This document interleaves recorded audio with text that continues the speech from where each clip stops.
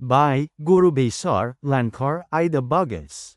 Ano ang Pasko? Ganito ang sabi ng turo ni Vishnu. Ang isang mabuting tagapakinig ay nangangailangan lamang ng kalahating salita, ngunit ang isang buong salita na sinusundan ng kumpletong mga pangungusap ay mas malinaw at nauunawaan para sa lahat. Ang Pasko ay nagmula sa mga pag-anong tradisyon na umiiral sa mababang bansa at karamihan sa Europa bago ang panahon ng Kristiyano. Ang holiday na ito ay umunlad sa iba't ibang anyo at nakaimpluwensya sa maraming kultura sa buong mundo sa buong kasaysayan.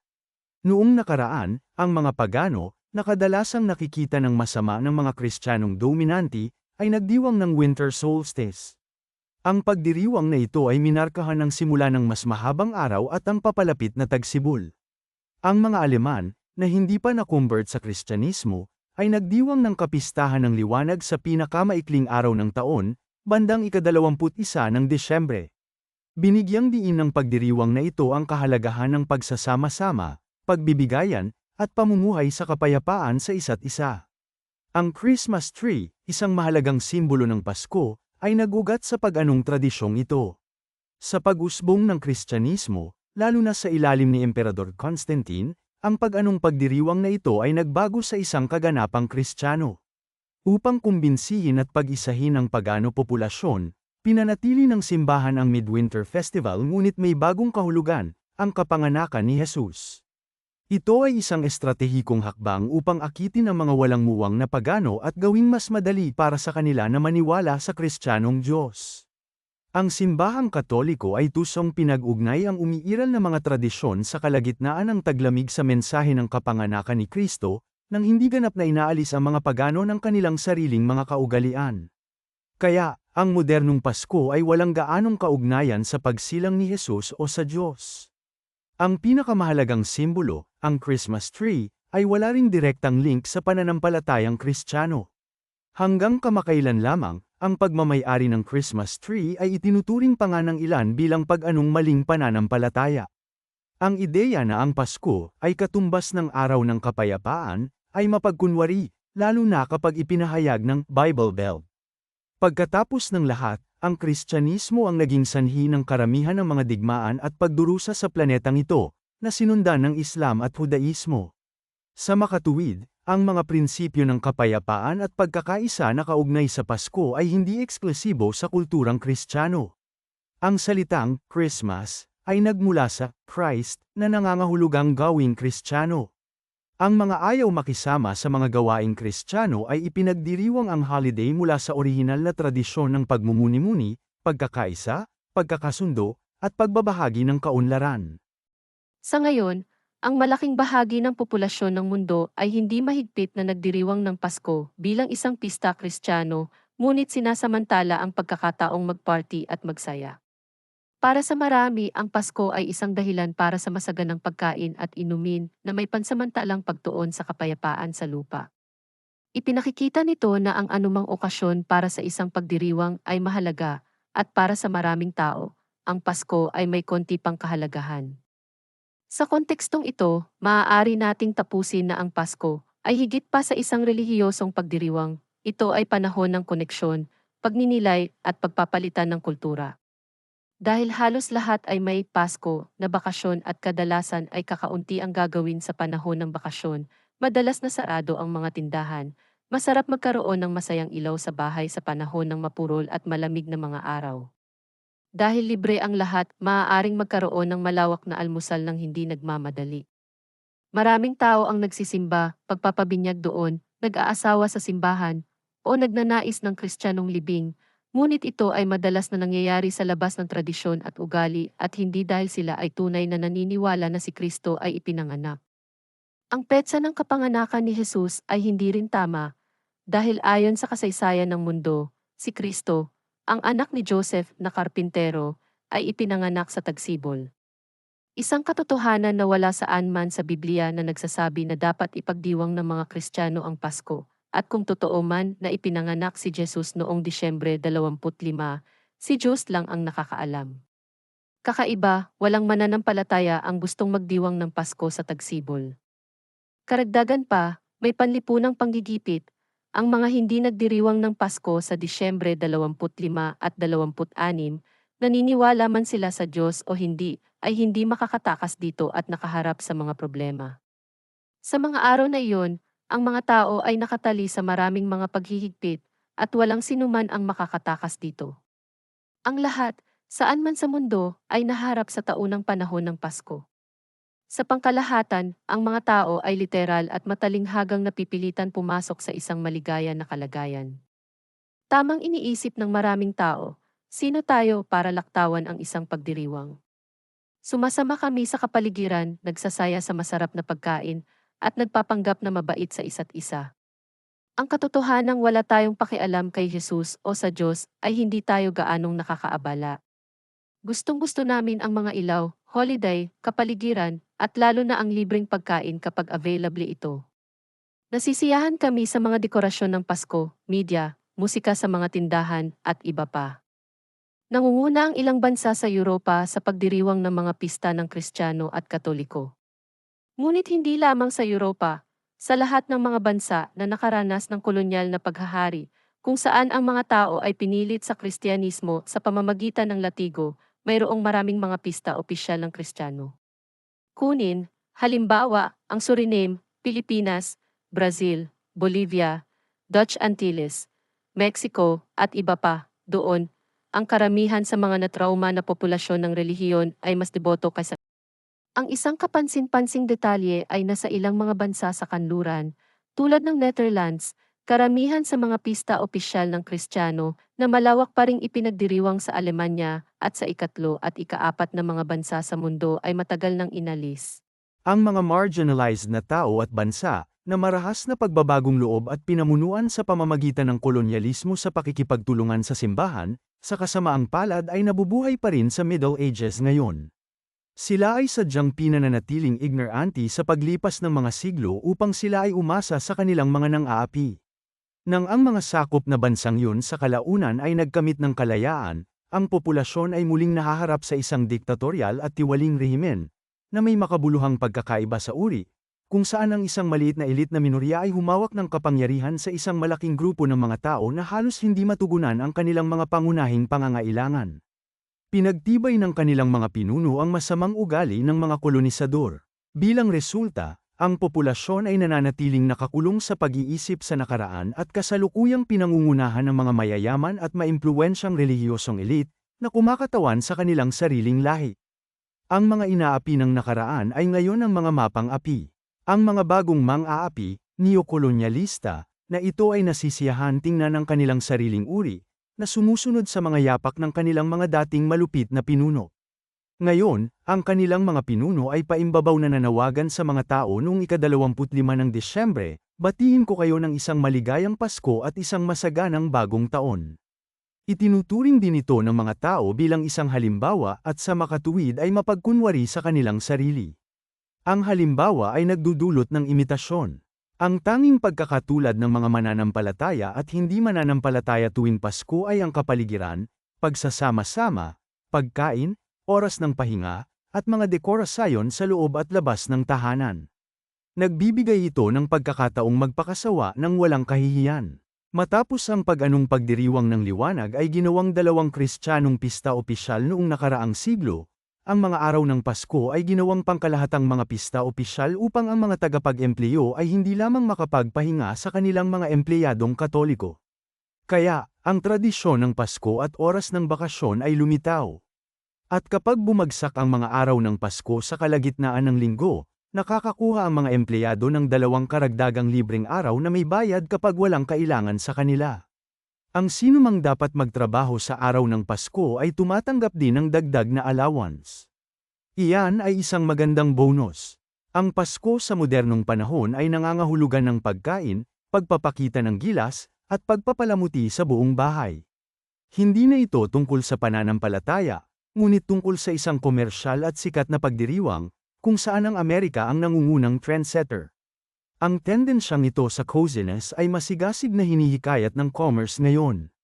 Mayroong, sa isang kahulugan, panlipunang panggigipit upang ipagdiwang ito, dahil ito ay madalas na nakikita bilang isang komersyal na holiday, tulad ng karamihan sa mga pagdiriwang ngayon. Halimbawa, tingnan sa mga tindahan ng damit ang mga kumikinang na damit para sa mga pista opisyal, Obserbahan ang mga supermarket cart ng mga customer na puno ng pagkain, magbasa-basa ng magazine at masaksihan ang mga romantikong alok ng Pasko mula sa mga tindahan, negosyo, ahensya sa paglalakbay, at hotel. Halos ma-overwhelm ka nito. Ang Pasko, para sa komersyo at mundo ng negosyo, ay walang kinalaman sa kapanganakan ni Jesus o sa pag-anong Festival of Lights. Ito ay puro tungkol sa kalakalan para sa sektor ng tingi, na kumita ng malaki mula rito. Bukod pa rito, hinihikayat ang mga mamimili na mabaon sa utang. Ito ay nagpapahirap lamang sa kanila, dahil madalas nilang gustong bilhin ang hindi nila kayang bilhin. Ang pera na inilaan para sa mga nakapirming buwanang gastusin, tulad ng upa, ay kadalasang ginagamit para sa mga regalo sa Pasko, o ang mga bayarin ay hindi nababayaran ng may pag-iisip na, tingnan natin sa susunod na buwan, pagkatapos ay aayusin namin ang isang plano sa pagbabayad sa mga kaugnay na partido o individual. Ang Pasko ay naging higit pa sa pagdiriwang ng kwento ng Pasko. Panahon din ito kung kailan hinahayaan ng mga tao ang kanilang sarili na mabaon sa utang. Ito ay bahagyang dahil sa pagdating ni Santa Claus, na ginagawang lahat ay tila napakasaya sa mga regalo mula sa tinatawag na Santa. Dahil dito, marami ang ayaw ng talikuran ang Pasko. Hindi dahil sila ay relihiyoso, kundi dahil sila ay nasisiyahan sa pagkakautang at pagbili ng mga mamahaling bagay para sa kanilang mga mahal sa buhay, pagpapakasasa sa kanilang sarili sa mga mamahaling regalo sa kapinsalaan ng kanilang panapanahon mga obligasyon. Hindi napapansin ng mga tao ang katotohanan na ang kasiyahan sa oras kasama ang pamilya ay hindi kinakailangang mangyari sa Pasko. Ang kakaiba sa Pasko ay ang karamihan sa mga tao ay hindi nag-iimbita ng isang taong hindi nila gusto. Sinasabi nila na ito ay sumisira sa kapaligiran. Pagkatapos ng lahat, ang Pasko ay dapat na isang bagay na maginhawa kung saan ang mga taong hindi nila gusto ay hindi dapat naroroon. Ito ay sa kabila ng katotohanan na ang Pasko ay dapat ituring bilang isang mensahe ng kapayapaan sa lupa. Sa madaling salita, ang Pasko, bukod sa pagiging masaya, piging at mga araw na walang pasok, ay sagisag din ng pagkukunwari. Bukod dito, hindi dapat kalimutan ng sangkatauhan na nagdiriwang ng mga pista opisyal na noong panahon ng kolonyal, sa pagitan ng Pasko at Bagong Taon, ang mga alipin ay ipinagbibili sa mga mangangalakal ng alipin, ang sektor ng tingi, na marami sa kanila ay ibinibigay bilang mga regalo sa Pasko, na humahantong sa pagkakawatak-watak ng mga pamilya. Sa makatuwid, ang mga pista opisyal ng Kristiyano ay hindi inilaan para sa mga itim na tao. Gayunpaman, maraming itim na tao ang relihiyoso at nagdiriwang ng Pasko batay sa mga prinsipyong Kristiyano. Pangunahin ito dahil pinananatili sila sa isang subordinate na posisyon ng karamihan sa kanilang mga pinuno na pumipigil sa kanila na kilalanin ang kanilang sariling halaga at alam ang marami tungkol sa kanilang kasaysayan. Bilang resulta, ang pagdiriwang ng Kristiyanong Pasko ay nakasabit na parang isang sumpa sa kanilang mga balikat na humahadlang sa kanilang pag-unlad. Nakalulungkot makita kung paanong ang mga tao at lahi na ang mga ninuno ay napuksa sa pamamagitan ng pananampalataya ay higit na relihiyoso kaysa sa Santo Papa at walang hiya na ibinahagi ang huwad na sentimiento ng Pasko ng Kristyanismo na para bang ang pagdiriwang ng Pasko ay tradisyon ng kanilang kapuspalad na mga ninuno na walang awang pinag-usig, pinagsamantalahan at pinatay sa udyok ng simbahang Katoliko. Kaya naman, ang pilosopiya ni Vishnu ay nagtuturo, yaong mga umuungol kasama ng mga lobo sa kagubatan upang mahalin ay hindi kailanman mapagkakatiwalaan sa lahat ng panahon. Tayong mga Vishnuist ay nagdiriwang din ng kapayapaan sa lupa kasama ng lahat ng tao sa mga holiday na ito.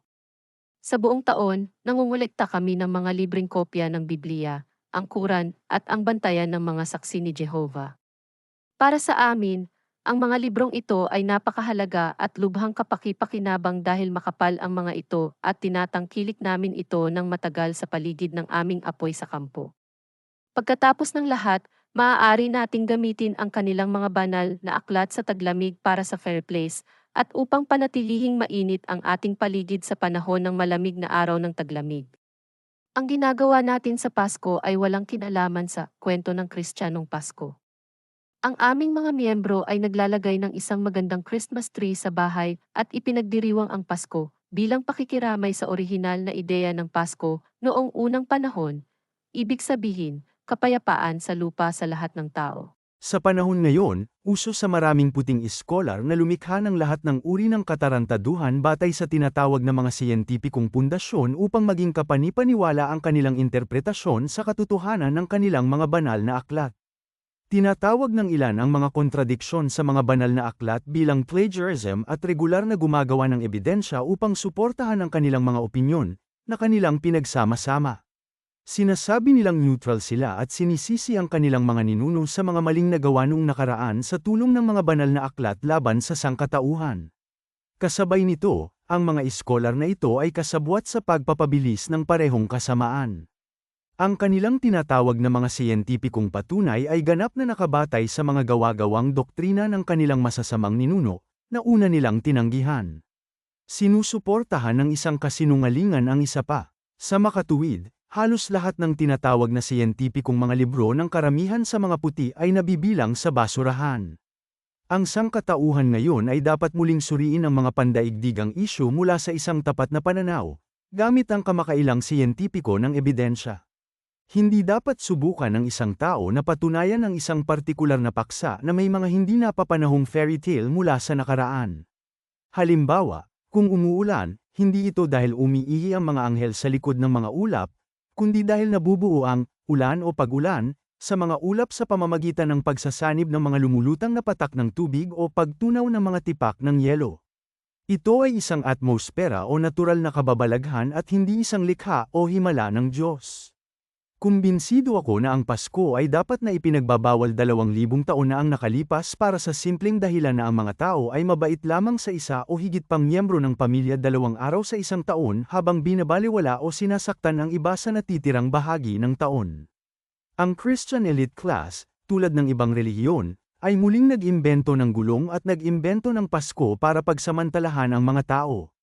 Kinuha nila ang mga ideya, kultura, kaugalian, at elemento ng pagdiriwang ng Pasko mula sa mga pag-anong tradisyon at ibinalot ang mga ito sa isang biblikal ng pagkukunwari upang kumita ng maraming pera mula sa mapanlinlang na populasyon bawat taon. Kalokohan ang batiin ng kapwa-tao ng maligayang Pasko, dahil si Jesus ay naghatid umano ng liwanag sa mga tao at pinalaya sila sa kanilang mga kasalanan. Ang mga relihiyosong tao sa buong mundo ay naliligaw ng isang maling damdamin sa Pasko, na nagiging sanhi ng kanilang malay o hindi namamalayan na mahulog sa pinakamalalim na hukay ng pagkabigo. Ang pagdiriwang ng Pasko ng mga Kristiyano ay purong pagkukunwari.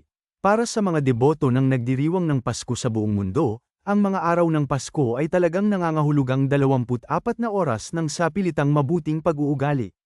Pagkatapos ng mga araw ng Pasko, ang diwa ng Pasko ay kumukupas, at ang karamihan ay bumabalik sa anti-sosyal na pag-uugali, na tinatrato ang isa't isa na parang mga hayop sa pang-araw-araw na buhay. Ang pinaka-Diyos sa kanila ay walang hangganan sa panahon ng Pasko pagdating sa mga kalupitan at kawalang katauhan. Ito ay malinaw na kapansin-pansin sa tinatawag na mga bansa sa Biblia, kung saan ang mga bomba ay ibinabato sa isa't isa at ang mga tao ay pinatay sa Pasko. Tingnan ang gitnang silangan, Israel, at Palestine, ginagamit nila ang pinakakakilakilabot na mga sandata laban sa isa't isa, pagbaril mula sa bawat sulok ng kalye at hindi pinapansin ang mga inosente, bata man o matanda. Patuloy silang pumatay ng may kagalakan, bilang isang tungkulin ipinataw sa kanila ng kanilang Panginoon, Adonai, Allah, at JHWH. Ang mga figura sa Biblia ay ang Diyos, Adonai, at Allah, ay hindi kailanman umiral. Ang lahat ng paghihirap noon at ngayon ay maiuugnay lamang sa masamang gawain ng mga taong relihiyoso na ginagamit ang tinatawag na banal na kasulatan bilang gabay sa pagkasira sa isa't isa. Ngunit ang isang pananampalataya ay bumabati ng maligayang pista opisyal sa kanilang mga kapatid na mananampalataya, habang ang Pasko ay ang pinakahuling pagpapahayag ng nagkukunwaring kabanalan, isang kabuuan ng sadomasochism at isang pagnanais ng pagkawasak. Ang mga araw ng Pasko, tulad ng inilatag ng simbahang Katoliko, ay isang ilusyon dahil sa kasuklam-suklam na background ng Kristiyano sa pagdiriwang ng Pasko. Naniniwala ang Vishnu Society na ang Pasko, mula sa orihinal na layunin nito, ay talagang isang pagdiriwang na nagkakahalaga ng pagkakaroon na nagdiriwang sa pagbabalik ng tag-araw at tinatanggap ang mas mahabang araw. Ang bawat naninirahan sa lupa ay maaaring ipagdiwang ang holiday na ito sa pamamagitan ng Christmas tree nang hindi naniniwala kay Jesus o sa Diyos. Ang kaguluhang nakapalibot kay Jesus at sa Diyos ay gawa-gawa lamang ng itinatag na kaayusan ng relihiyon. Sa mga araw ng Pasko, ang Vishnu Society ay nanonood ng mga pelikulang ay Christmas Carol at Scrooge upang panatilihing mulat tayo sa lipunan sa ating paligid dahil ang mga pelikulang ito ay kadalasang napakaganda para maging totoo. Ang Kristiyanong mundo ay tumitingin sa ay Christmas Carol at Scrooge bilang nakakaantig at magagandang pelikula. Ang mga pelikulang ito ay pumukaw ng intensyon sa kanila na maging mapagbigay, mabait, at tapat mula noon. Sa sandaling pinapanood nila ang pelikula, ipinangako nila sa kanilang sarili na maging mas makatao at magsusumikap para sa isang patas na pamamahala sa mundo para sa kabutihan ng lahat, tulad ng sa pelikula. Sa kasamaang palad, marami ang agad na nakakalimutan ang kanilang mga pangako sa susunod na araw at bumalik sa kanilang dating antisosyal na pag-uugali sa kanilang kapwa-tao. Sa katotohanan, ang mga taong ito ay walang natutunan sa mga pelikula dahil sa kawalan ng pakiramdam ng tungkulin at paggalang sa sarili. Ang pagkamakasarili ay nangingibabaw sa karamihan ng mga tao. Kami, ang mga miyembro ng Vishnu Society, ay nagdiriwang ng kapayapaan sa mundo sa buong taon. Ipinagdiriwang natin ang Pasko ayon sa orihinal na layunin ng Pasko at hindi ayon sa pananaw ng Kristiyano. Higit pa rito, regular kaming nagsasaya sa pagkain at inumin kasama ng mga taong itinuturing naming pamilya sa halip na sumuko sa taunang mga obligasyon. Dahil maganda ang ibig nating sabihin para sa lahat ng tao sa lupa, hangad natin ang bawat nabubuhay na nilalang ng isang maligayang Pasko at kapayapaan sa lupa batay sa orihinal na kaisipang Pasko. Ang Vishnu Society ay nagpapasalamat sa lahat ng bumabati sa iba ng Pasko mula sa integridad at ayon sa orihinal na tradisyon ng Pasko. Kaya, ang pagtuturo ni Vishnu ay nagsasaad. Yaong mga sadyang nagdudulot ng pinsala sa kanilang kapwa-tao na may layunin na humingi ng kapatawaran para sa kanilang mga aksyon sa pamamagitan ng kanilang pananampalataya ay, sa katunayan, walang puso at masasamang tao. Para sa kanila, walang kapatawaran sa anumang pagkakataon at talagang hindi sila karapat-dapat. Isang lugar sa gitna ng mga nabubuhay,